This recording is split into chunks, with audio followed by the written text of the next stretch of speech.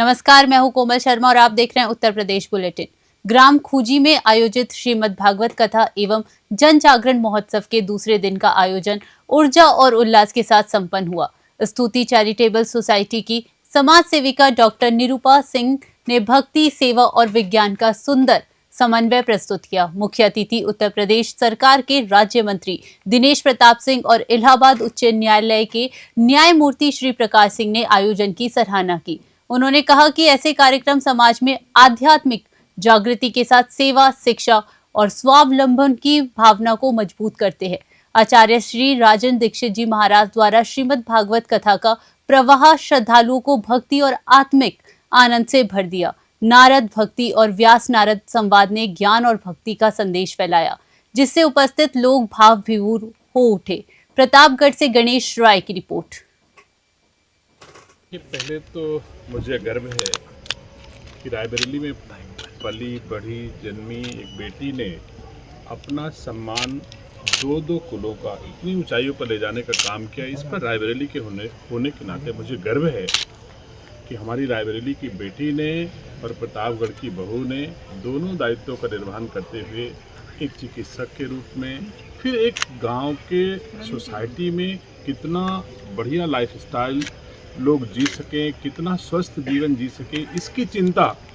खाने को तो इनके पास खुशहाली है, खुद चिकित्सक हैं, परिवार भी समृद्ध है, कोई आवश्यकता ऐसी नहीं है, लेकिन समाज के लिए जीना और समाज के लिए कुछ करने के भाव होना, ये निसंदेह एक अच्छे मनुष्य के गुण होते हैं, एक अच्छे भारत के नागरिक के गुण होते हैं।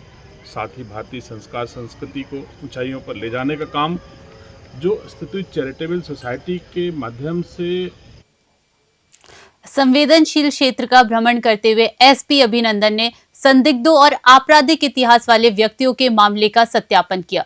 मस्जिद और आसपास के धार्मिक स्थलों पर ध्वनि यंत्रों की जांच की गई और निर्धारित मानक न मिलने पर कार्यवाही की चेतावनी दी। भ्रमण के दौरान बीट सिपाही हेमंत सिंह को अपने क्षेत्र के हिस्ट्री शीटर, गुंडा व आपराधिक व्यक्तियों के मकान और रास्तों की जानकारी नहीं होने पर निलंबित कर दिया गया।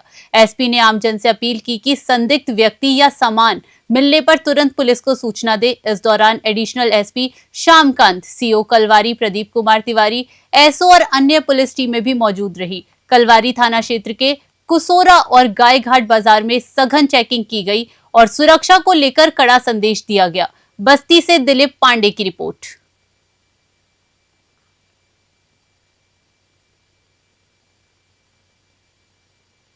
ये लगातार हम लोगों द्वारा जो भी संवेदनशील क्षेत्र हैं उनमें भ्रमण किया जा रहा है, पैदल गश्त हो रहा है। उसी दौरान हम लोगों से बात भी कर रहे हैं और जितने भी संदिग्ध तथा आपराधिक टाइप के लोग हैं उनके विरुद्ध भी हम लोग उनका सत्यापन तथा कार्रवाई कर रहे हैं। इसके अलावा शासन के जो मंशा है कि अनावश्यक जो ध्वनि विस्तारक यंत्र लगा के उनको बजाया जा रहा है, उन पर भी लगाम लगाई है, तो इसको भी देखा गया है और कई जगह से उतरवाए भी गए हैं और उनके विरुद्ध जो है वैधानिक कार्रवाई भी हम लोग करा रहे हैं।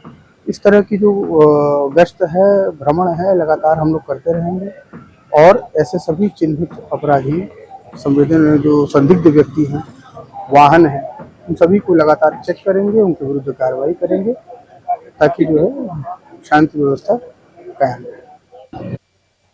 वरिष्ठ पुलिस अधीक्षक सौरभ दीक्षित के निर्देशन में थाना नारखी पुलिस और एसओजी टीम ने बड़ी सफलता हासिल की। बिजली के तार चोरी करने वाले 7 शातिर चोरों को पुलिस मुठभेड़ में गिरफ्तार किया गया। इस दौरान 3 बदमाश आरिफ, प्यार मोहम्मद और हकीकत पुलिस की जवाबी कार्यवाही में गोली लगने से घायल हुए। इनके कब्जे से 3 तमंचे, जिंदा कारतूस, करीब 8 क्विंटल तांबे के तार, 2 वाहन और कटर बरामद हुए। मुखबिर की सूचना पर रैमजे मोड़ के पास दबिश दी गई थी, जहां बदमाशों ने फायरिंग की। घायल बदमाशों को जिला अस्पताल में भर्ती कराया गया।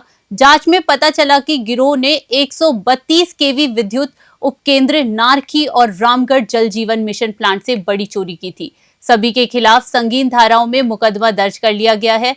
फिरोजाबाद से अनुज कुमार की रिपोर्ट।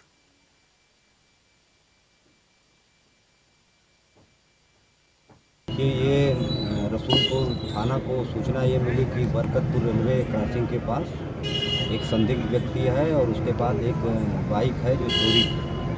इस सूचना पे रसूलपुर पुलिस द्वारा यहाँ तत्काल दबिश दी गई है पुलिस को देखते ही वो जो बदमाश था उसने पुलिस के ऊपर फायरिंग कर दी। आत्मरक्षार्थ में पुलिस ने भी फायरिंग की है, जिससे उसके पैर में गोली लगी है। तत्काल इसको ट्रामा सेंटर में इलाज हेतु भेजा गया है, जहाँ पुलिस सुरक्षा में इसका इलाज चल रहा है। पूछताछ में इसने अपना नाम राम कुमार बताया, जो रसूलपुर थाना क्षेत्र का रहने वाला है। साथ ही इसने पूछताछ में ये भी बताया कि 10/11/2025 को रामगढ़ थाना क्षेत्र में बाइक चोरी की घटना को अंजाम दिया था, जिसमें उचित धाराओं में रामगढ़ में अभियोग भी पाए गए थे। उसी घटना की ये बाइक जो इसके पास थी वो वही बाइक है जो चोरी की गई। कि ये रसूलपुर थाना को सूचना ये मिली कि बरकत राठ कस्बे की काशीराम कॉलोनी के पास नगर पालिका की जमीन की बाउंड्री के अंदर अधजली महिला मिलने की सूचना से हड़कंप मच गया। मौके पर पहुंची पुलिस ने घायल महिला को तुरंत एम्बुलेंस से सीएससी राठ अस्पताल पहुंचाया। गंभीर हालत को देखते हुए उसे झांसी मेडिकल कॉलेज रेफर कर दिया गया। पुलिस ने घटनास्थल का निरीक्षण किया और महिला की शिनाख्त कर ली। महिला ने स्वयं बताया कि उसने आग लगाकर आत्महत्या का प्रयास किया था। पुलिस ने मामला गंभीरता से लेते हुए जांच शुरू कर दी है और आसपास के लोगों से घटना के बारे में पूछताछ कर रही है। अधिकारी मामले की गहनता से जांच कर आगे की कार्यवाही कर रहे हैं। हमीरपुर से मोहन चौबे की रिपोर्ट।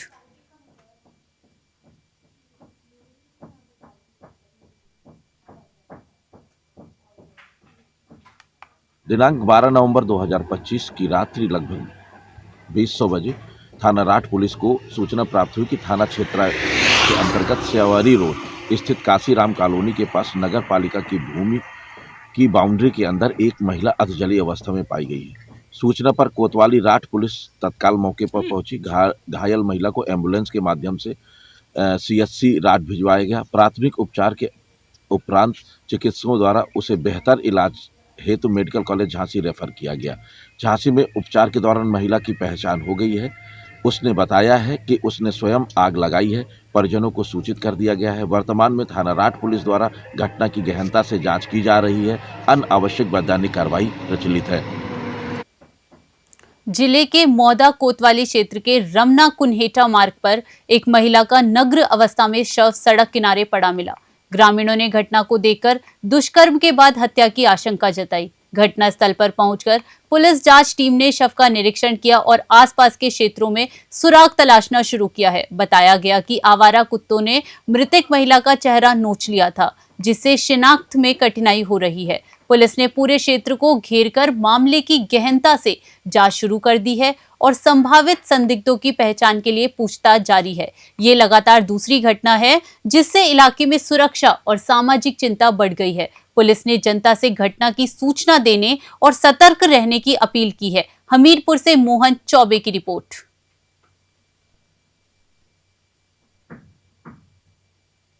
मौदा थाना क्षेत्र में सुबह एक सूचना मिली थी कि सड़क के किनारे एक महिला की बॉडी पाई गई है। तत्काल पुलिस के द्वारा मौके पर आया गया था। बॉडी की भी पहचान नहीं हो पाई है। पहचान के सारे प्रयास किए जा रहे हैं। जो भी कपड़े हैं और जो भी बॉडी मार्क्स हैं उनके आधार पर पोस्टमार्टम के लिए बॉडी को भिजवा दिया गया है। पैनल के थ्रू पोस्टमार्टम कराया जाएगा।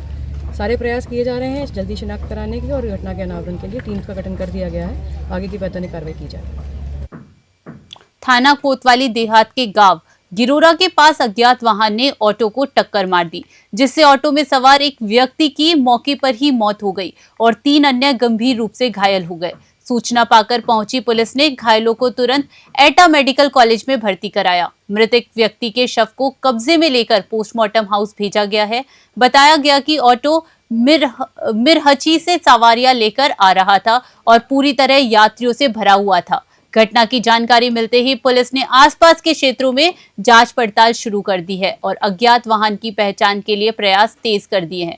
घटना से इलाके में शोक और सुरक्षा की चिंता बढ़ गई है। एटा से इराज अली की रिपोर्ट।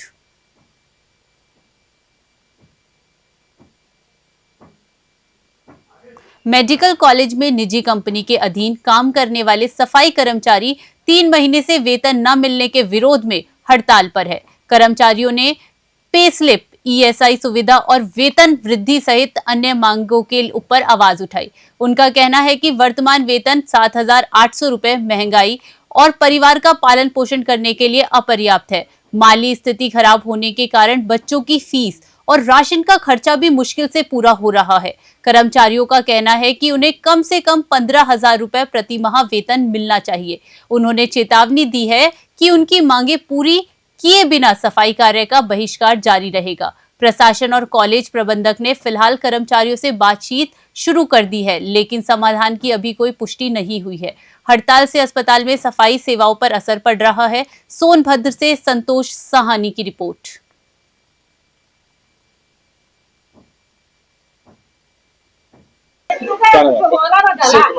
तुम्हारी क्या दिक्कत आ रही है? कैसे परिवार चल रहा है? जैसे बताया जा रहा है कि पैसा नहीं मिल रहा है। जी सच में बात यही है। और जो है कि हम लोग का 3 महीना हमारा सितंबर से पैसा नहीं आ रहा है, और जब कंपनी फोन किया जाता है तो बोलते हैं कि हम सोमवार को भेज रहे हैं, फिर मंगलवार को भेज रहे हैं। ऐसे करते करते 3 महीना हो गया, और फिर भी इतना हम लोग परेशान हैं, आने जाने में हर चीज में परेशान है हम लोग। और पीएफ भी कट जा रहा है, लेकिन हम लोग के खाते में मैसेज नहीं दिखाता है। नहीं, मैसेज नहीं आता, और सैलरी का भी मैसेज नहीं आता हम लोग का। अभी जैसे आप लोगों ने स्ट्राइक किया है, क्या स्ट्राइक अभी हम तुरंत चेक करके आ रही हूँ। बैंक से एटीएम लगा के वहाँ गई हूँ, चेक की हूँ कि नहीं मेरा बैलेंस आया है या नहीं आया। जब हम चेक किए तो फिर नहीं आया, अभी नहीं।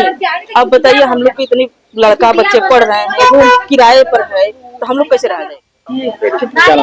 हमारा नाम दिनेश है। दिनेश, प्रदर्शन आप लोग लगातार कर रहे हैं। पिछले बार आप समस्या आया कि 2 महीने से पैसा नहीं आया, 2 महीने का पीएफ नहीं आया। यही सब हाल है इस कंपनी का। काम करते करते हम लोग 2-2, 3-3 महीना हो गया, हम लोग का पैसा नहीं आ रहा है। ये सब क्या मतलब है? हम लोग को चूतिया बनाया जा रहा है कि हमको कह रहे हैं कि पैसा बैंक का इशू है, तो ये इशू है, ये सब गड़बड़, हमको चूतिया बनाया जा रहा है। हम काम कैसे हम लोग का परिवार चल रहा है? हमारा परिवार तो ऐसे चल रहा है कि जैसे हम चावल बेच के यहाँ ड्यूटी करने आ रहे हैं, और वो भी नहीं, लड़का बीमार है घर में, वहाँ पैसा नहीं है, डॉक्टरी में लेके आ रहे हैं, तो फिर भी सरकारी डॉक्टरी में अच्छा दवाई भी नहीं हो रही है। सारा सिस्टम है हमारे पास, फिर भी काम कर रहे हैं यहाँ सरकारी हॉस्पिटल में अच्छे से। ओबरा नगर पंचायत पर गंभीर आरोप लगे हैं कि सेक्टर 9 से सटे वार्ड 15 में उत्तर प्रदेश उत्पादन निगम की जमीन पर कूड़ा डंप किया जा रहा है। आरोप है कि मरे हुए जानवर और अन्य कचरा भी फेंका जा रहा है, जिससे प्रदूषण फैल रहा है। स्थानीय निवासियों का कहना है कि रात में कूड़े में आग लगाकर जहरीली गैस फैलाई जा रही है, जिससे सेक्टर 9, सेक्टर 2 और खैरटिया के लोग घरों से निकलना मुश्किल महसूस कर रहे हैं। स्वास्थ्य समस्या और कैंसर जैसी गंभीर बीमारियों की आशंका जताई जा रही है। ग्राम सेवा समिति के अध्यक्ष शिवदत्त दुबे ने शासन प्रशासन से जांच और दोषियों के खिलाफ कार्यवाही की मांग की है। निवासियों ने जिलाधिकारी और उप जिलाधिकारी से मिलकर समस्या समाधान का अनुरोध किया, जबकि केंद्रीय प्रदूषण नियंत्रण बोर्ड को भी पत्र लिखा गया। सोनभद्र से संतोष साहनी की रिपोर्ट। आपका परिचय? संतोष कुमार पटेल। कहाँ के रहने वाले? ओबरा सोनभद्र। क्या समस्या है इस समय यहाँ पर? यहाँ हमारे यहाँ सेक्टर 9 ओम चौराहा खैरटिया पानी टंकी आरओ पानी टंकी के पास नगर पंचायत द्वारा कूड़ा फेंक दिया जाता है, और उसके बाद आए दिन उसमें आग लगा दिया जा रहा है, और जिससे कि हम लोगों को घर में रहने में दिक्कत हो रहा है। आए दिन बदबू आ रही है, धुआं भर जा रहा है घर में, खांसी आ रही, लोगों को लोग परेशान है सभी लोग। इस जगह पे सारे जगह दिक्कतें चल रही हैं जी, चौराहे तक पूरा सेक्टर 9 से लेके ओम चौराहे तक पूरा दिक्कत है। साइन कर दीजिए, और यहाँ पर हम बिल्कुल जो है फिर से आज से कूड़ा नहीं फेंकेंगे। तो हम लोग सोचे कि चलिए भाई इनको एक मौका और दे दिया जाए, और मैंने सिग्नेचर कर दिया भाई, मामले का निस्तारण करा दिया। लेकिन जैसे ही हमने सिग्नेचर कर दिया, मामले का निस्तारण हो गया, ओबरा नगर पंचायत फिर से जो है कूड़ा फेंकने लगा। यहाँ के सर लोगों में माने समझ लीजिए कैंसर जैसी घातक बीमारियाँ ग्रसित हो रही हैं। लोग यहाँ के 1 मिनट भी रहना दूभर है लोगों का। कलवारी थाना क्षेत्र के गायघाट चौकी अंतर्गत मस्जिद में ध्वनि विस्तारक यंत्र के उल्लंघन को लेकर सघन जांच अभियान में एसपी अभिनंदन ने कार्यवाही की। शिकायत के आधार पर मस्जिद के इमाम को गिरफ्तार कर चालान किया गया, जबकि मस्जिद के केयरटेकर के खिलाफ मुकदमा दर्ज किया गया। बीती रात की गई कार्यवाही के दौरान पुलिस ने नियमों के उल्लंघन की गहन जांच की और प्रशासनिक स्तर पर चल रही कार्यवाही को जमीन पर लागू किया। एसपी ने बताया कि ये कार्यवाही शिकायत मिलने के तुरंत बाद की गई, ताकि कानून का पालन सुनिश्चित हो सके। स्थानीय प्रशासन और पुलिस टीम ने मस्जिद परिसर का निरीक्षण कर आवश्यक दस्तावेज और उपकरणों की जांच की। इस कदम से इलाके में नियम और व्यवस्था बनाए रखने का संदेश गया। बस्ती से दिलीप पांडे की रिपोर्ट। देखिए, लगातार हम लोग द्वारा चेकिंग अभियान चलाया जा रहा है। जनपद के हर कोने में सभी अधिकारी घूम के संदिग्ध व्यक्तियों वाहनों को चेक कर रहे हैं तथा जो अभियान मुख्यालय स्तर से तथा शासन के स्तर से चलाए जा रहे हैं उनको हम लोग ज़मीन पर लागू कर रहे हैं। इसी क्रम में एक अभियान था जिसमें कि जो ध्वनि विस्तारक यंत्र जो परमिसिबल लिमिट से ऊपर चला रहे हैं उनके विरुद्ध कार्रवाई। तो इसी क्रम में हम लोग वो कल गए थे, जो गाय घाट चौकी है क्षेत्र है वहाँ गए थे। तो वहाँ एक मस्जिद थी जहाँ पे बहुत ज़्यादा लाउड स्पीकर की आवाज़ आ रही थी। लोकल लोगों ने शिकायत की, हम लोग वहाँ गए तो वहाँ उस चीज़ को सही पाया गया। तो तत्काल उसको उतरवा के जो संबंधित उसके केयरटेकर हैं मस्जिद के, उनके विरुद्ध मुकदमा दर्ज किया गया है और आगे जो है पूरी उसमें कार्रवाई हम करा रहे हैं। फिलहाल खबरों में इतना ही। बने रहिए न्यूज़ 21 पे। नमस्कार।